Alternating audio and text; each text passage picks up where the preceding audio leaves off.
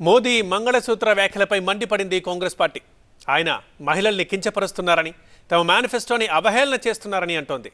CM Revanth నుంచి సింఘవి వరకు మోదీ కామెంట్స్ని తప్పుబట్టారు. సార్వత్రిక ఎన్నికలంటేనే భావోద్వేగాల్ని ఎవరెంత స్థాయిలో ట్రిగర్ చేస్తే అంత రేంజ్ ఉంటుంది. ఓట్లు కూడా అదే స్థాయిలో పడతాయి. ఎన్నికల ప్రచారంలో ప్రధాని మోదీ చేసిన వ్యాఖ్యల్ని తప్పుపడుతోంది కాంగ్రెస్ పార్టీ. ముస్లింలపై ప్రధాని చేసిన వ్యాఖ్యలు తీవ్ర అభ్యంతరకరమంటోంది. దేశ సంపదను చొరబాటుదారులకు అప్పగిస్తారా అంటూ ముస్లింలను ఉద్దేశించి కామెంట్ చేశారు మోదీ. ఈ అర్బన్ నక్సల్స్ మహిళల మంగళసూత్రాల్ని కూడా వదిలిపెట్టారని కామెంట్స్ చేశారు.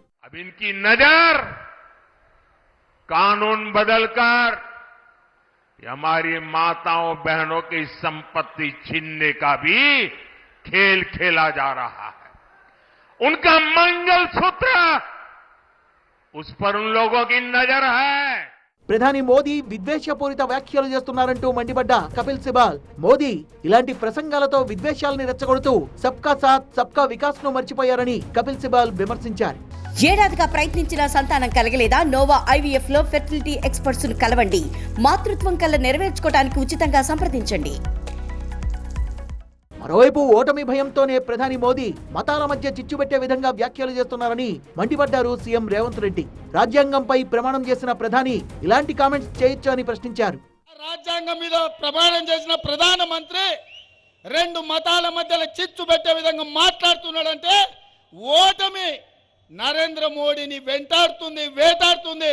నరేంద్ర మోడీ భయపడి ఈ రోజు మతాల మధ్యలో చిచ్చు పెట్టాలనుకున్నాడు. సాక్షాత్తు దేశ ప్రధాని ప్రజల మధ్య విద్వేషాలు సృష్టించే విధంగా మాట్లాడడం సిగ్గుచేటన్న కాంగ్రెస్ ఎంపీ రేణుకా చౌదరి అసలు కాంగ్రెస్ మేనిఫెస్టోను మోదీ చూశారా అని ప్రశ్నించారు. అంటే మీకేం తెలుస్తుందిలే ఆ విలువ? మీరు కట్టిన మాంగళ్యం ఉరితాడుగా మారిపోయి నా తోటి మహిళ పాపం ఎక్కడో దిక్కులేని ఆమె బతుకుతా ఉంది. మీకు ఆ మాంగళ్యం విలువ ఏం తెలుస్తుంది ప్రధానమంత్రి గారు? నేను ఇస్తా ఉండే సవాల్ మీకు.